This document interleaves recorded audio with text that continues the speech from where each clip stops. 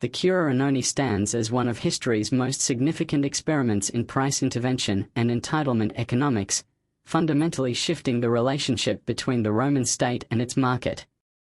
By transitioning from the Lex Sempronia Frumentaria, which offered grain at a subsidized, below-market rate, to the Lex Clodia, which made grain entirely free for 200,000 male citizens, Rome effectively bypassed the traditional price mechanism for a massive segment of its population.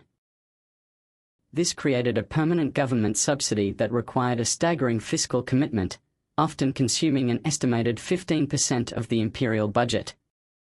From an economic standpoint, this policy functioned as a precursor to modern welfare, yet it also induced a form of urban rent, drawing migrants to the city specifically to access the dole, which in turn suppressed local agricultural wages and incentivized the growth of massive, state-dependent estates in the provinces.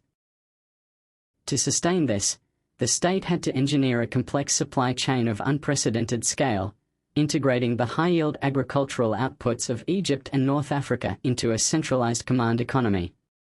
The logistics of this network necessitated the construction of Portus, a massive artificial harbor hub near Ostia, which utilized specialized warehouses, horia, to manage seasonal volatility and ensure food security.